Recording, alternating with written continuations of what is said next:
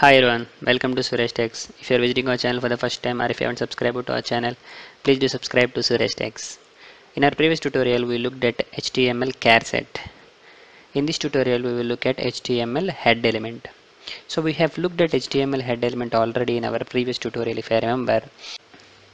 So to provide a title to your web application or the web page, we have used title element inside and head element, right? Okay, so let me get back to that. I'll try to create a project now. Okay, so let me try to create a project. I'm going to start with HTML element. I'm going to close the HTML element. So I'm going to keep a body inside it. Alright, that's great. Let me save this as head element dot HTML and the save as type to HTML. Now let me try to keep the top heading, which is H1 Suresh Techs head element. Okay, and I'm going to close this. Let me try to open the project under HTML practice coding, and then I do have head element, right? So let me try to open it with Google Chrome, right? So this is how H1 is going to look like. Now I said earlier, and if you look at here, if you look at the title of the page, right, if you don't specify anything, by default it is going to display the file name as the title, head element.html as the file name. But if you want to provide a specific title, you have to specify that under a head element. So that's what about an head element is all about. But it's not only the title. I'm going to tell about few other elements which you can keep under a head element. So that's the concept of today. Now let me keep head element. Okay, and the first one and the first element which we can keep under head is title. Okay, let me say Suresh Techs, and I am going to close the title. I'm just saving this. Haven't refreshed it. Just look at here. If I'm not refreshing, so without refresh, it's just the file name. If I refresh, look at here, it's changed to Suresh Techs. Now this is one of the element which you can keep under an head element. Now there are a few other elements which you can keep under a head element. So here if you look at this title defines the title of the browser tab. So if you look at here, so this is the title of the browser tab, and similarly it is going to provide the title for your page when it is added to a favorite. For example, so this is your web page. For example, if I try to add this as a bookmark, so then this is going to become the title for your bookmark. So that is the use of the title. So what happens here, the browser is going to use the title whatever you have provided for your page as a bookmarking name, and title is one of the element which you can keep under head. So similarly there are few other elements. So one such is style element. I think this also we had looked at already when we worked with internal, external and the inline style sheeting about CSS introduction. We looked at the style attribute, and the style attribute is used to provide the internal style sheets, right? So this is also we have looked at. For example, this is our body. So if I want to provide some style to this body, so what I'll do, I use it to provide an inline style. Using a style attribute on the body element, and if I want to provide a background color, we can provide it using like this. So then it applies a background color, right? If I don't want this, so if I don't want to use an inline style sheet, then I can use an internal style sheet. So here I could specify, see, so if you look at here the body, for this body we are trying to provide an internal style setting. So let me provide a background color for this. So let me provide tomato color. So if you look at here, I've just saved it. See, it is changed to. So here the style, the internal style sheet you have to provide under head element again. So there are few other elements such as the link element. This is also we had seen. So whenever we work with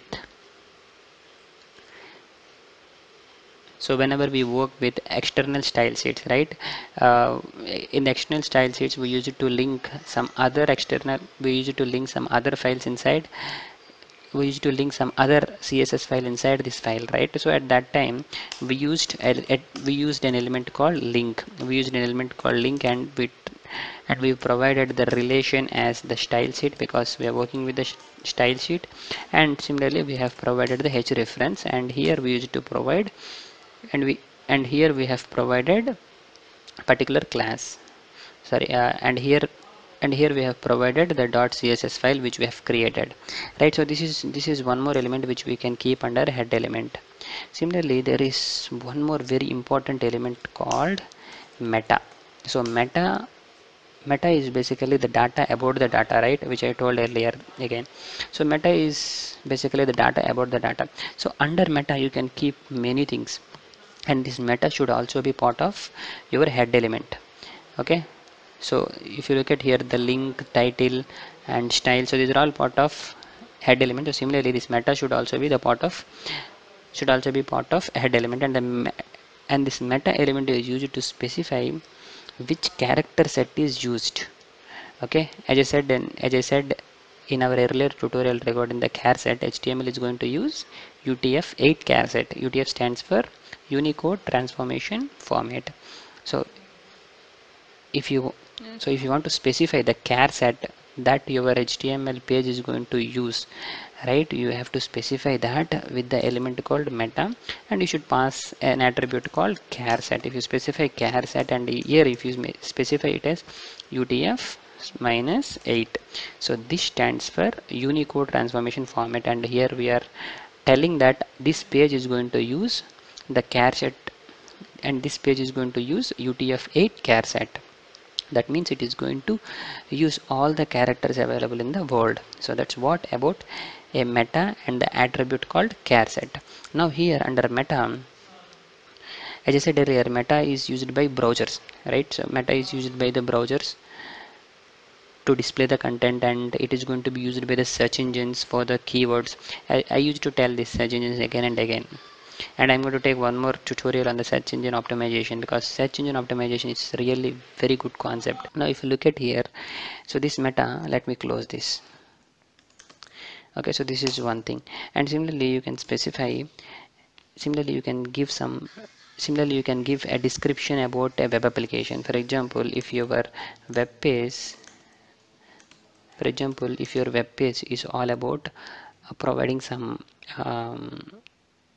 providing some fun related information, right, or fun related information, so then you could specify as name, because we are describing here, so this is all about the description. So you could say name as description and content as, so here you could display meta name as description and the content as, you can say fun web app. So this is, so fun web application. So this is again useful for the, this is again useful for search engine optimizations. Okay, so if you want to describe about your web application or the web page, you could mention it under your meta. Similarly, you can give some keywords. So keywords are basically useful for the search engine optimization again. So for example you have developed web application on COVID-19 tracking, something like that. For example, you have developed a web application on COVID-19. Now if you have specified all the different keywords related to COVID-19 like this, so you can mention something like name, you could say name, you can say keywords, and here under content you can give different, sorry, now under content you can give different keywords. For example, here you can give different content. For example, you could say COVID-19, or you can say corona. So here when you say different characters here specified, separated with commas, if someone is trying to search for COVID-19 or someone is trying to search for corona, your web application is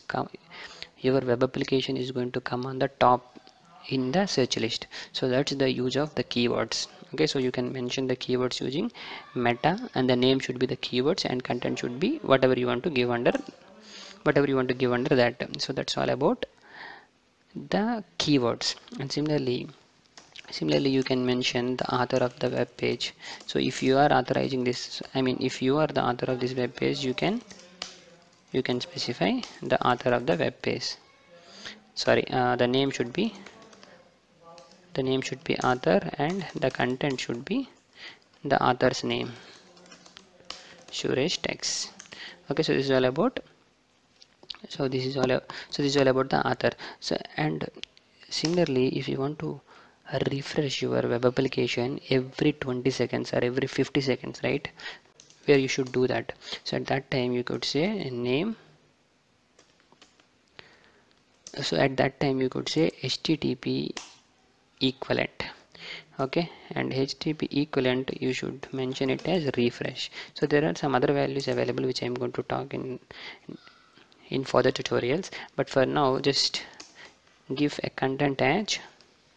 So the content should be 10 seconds. Let me give 10 seconds so that it is going to refresh after every 10 seconds. So let me just save this and let's refresh it. Okay, so here whatever you are giving under your meta, these are not going to be displayed as I said earlier. So these are all useful. So these are all useful for the search engine optimization, and it's always a best practice to give these values. And if you look at here, I have given the refresh time is 10 seconds. Now just look at this refresh. See, after 10 seconds it's refreshed. Just concentrate on the refresh button on the top. 1 2 3 4. Yes, if you look at there, it's refreshed. So that's the use of meta http equivalent refresh, and the content 10 seconds. It always accepts in seconds. Okay, so these are the different things. So these are the different options or the different elements which you can keep under a head element. Similarly, one more thing which you can keep is a viewport. So what do you mean by a viewport? Viewport is the user's visible area of a web page. For example, if you look at this web application or this web page, so whatever you are viewing, so all this visible area is called a viewport. Now whenever you open this page in a laptop, it would be bigger, and whenever you open the same page in a mobile, it would be smaller. So here the viewport is the user's visible area of the web page. So it varies with the device, and it will be smaller on a mobile phone and it will be bigger on a computer screen. Now you have to specify under meta to use the device width. So meta viewport element gives the browser. So now this meta, if you say meta name as viewport and if you specify some content, this meta viewport element gives the browser instructions on how to control the page dimensions and then scaling. So this viewport is very important for dimensions and scaling of a web application. So how do you specify it? You could specify it using meta followed by a name, and the name should be viewport, and the content should be, you could specify width. So here width you can specify as device width, and initial scale also you can specify. So you can specify initial scale as 1.0. so that means if you open this web application in a laptop, it takes the width of the laptop, and when you specify viewport, and similarly when you open this web application in a mobile, and similarly when you open this web application in a mobile, it takes the width of the mobile. So that's the use of your viewport. Okay, now let me close this. Okay, so these are the different options available for, so these are the different elements which you can keep under your HTML head. So similarly one more thing which we haven't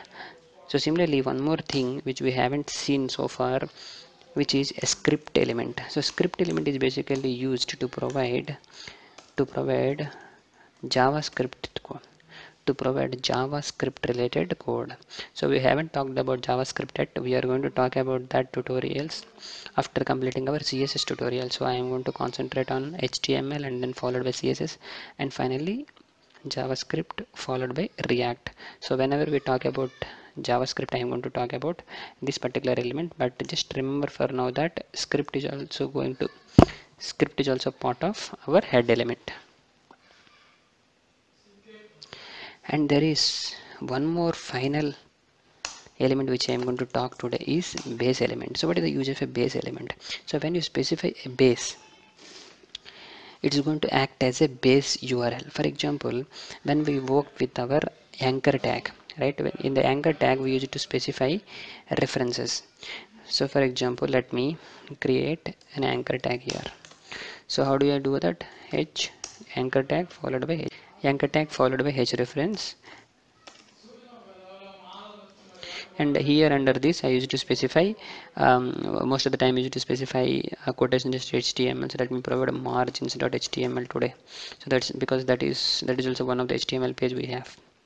So here we used to specify some target, right? Every time if I want to open, so if I want to open this page in a new tab, I used to specify a target as blank, and I'll say margins. Okay, I'm going to close this. So this is one of this is how we specify a link tag or hyperlink tag or an anchor tag. Right now, if you look at here, so this is the path. Now there are cases where you provide some absolute paths. So in that cases, if you have a base element inside your head element, right? So you can specify a base href. So how do you do that? You can specify something like this. For example, we are under if HTML practice coding, and then see here till here I'll specify now. So this is going to become the base URL, and whatever you will specify here under href, this is going to be appended to this base URL. So that is the use of the base URL. So let me do it now. And similarly, if I specify target here, similarly if we specify target here, let me specify target as blank. Okay, so this is our base URL now. So this is our base element now. Now there is no need of providing target here because it is going to take the properties of the base URL. Now let me refresh it. Look at this. So by default I haven't provided any target here. Though I haven't provided any target, it is going to open a new tab because it is going to take the properties from the base element which we have specified under our head element. Now just look at this. See, it is going there. But one more thing, if you remember here, f html practice margins.html, but we have provided till coding, but it is not taking till coding because there is no forward slash here. So with this you could understand that it is trying to take the path which we have provided here. So what basically happens here, whatever we have specified here, this is going to be appended to this file. Now if you look at here, since I have provided forward slash here, it should work. Let me refresh this.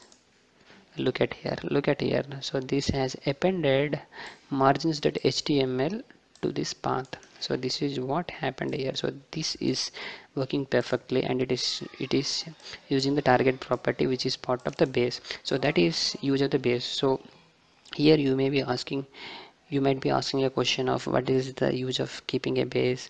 What is the use of keeping a base, and I can directly use target and my h reference in all the tags. So that's all your choice. But when you work with a big application, a large application with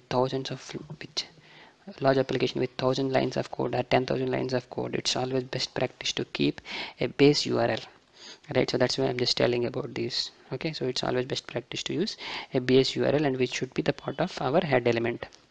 Now at the end I'm going to talk about omissions. For example, if you look at this code, okay, let me oh sorry, where are we? Okay, so let me remove head.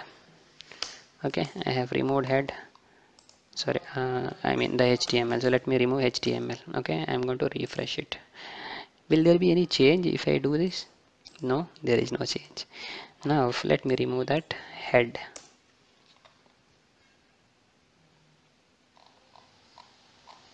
head is from there to, where do we have head? Yes, here. Let me remove this. Okay, just save this, refresh, no change. Then what is the use of using all these things? And let me remove the body too. Let me remove the body. Look at this now. Still it is working. So that's what I want to talk about here. Even though you omit HTML head or body, you omit anything, still the page is going to work. But I am just insisting this again and again. This is not a good practice at all, and your search engine optimizations are not going to work, and it's a really bad practice to remove all these things. So I recommend everyone to use the HTML as the root element, and then followed by the head. Keep as much as meta elements inside that. Keep your links, titles, everything part of your head element, and then followed by a body. Use proper styling and make it readily available for a search engine optimization. Okay, so that's all about your head element. Now let me go back to our presentation. Okay, so this is what about head element. So the following tags describes the metadata. We looked at title, style, meta, link, script, and the base. We looked at the title. To provide a title to a tab, we use the title. And similarly the styling, it's for internal style setting, and link is for external style setting. Similarly meta says data about the data. And then viewport, to make the content available, to make this is to make the content look similar in different devices, so we use a concept called viewport. And then the script is used in our JavaScript, which we are going to learn in our further tutorials. Similarly the base, so base is very important, which I have told just now. So you should all, it's a good practice to keep the base URL in the base element. And then the final insisting point is never omit these all things, though they works, but don't do it. Please don't do it, because you will face many problems. Sometimes your project may not work in Internet Explorer 9, and there are few browsers, they may not understand your code. So it's always best practice to use HTML head, body, and all the closing tags, and all about closing the tags, and also so try to follow all those rules. That's it for today. Please subscribe to Suresh Text. Thank you so much.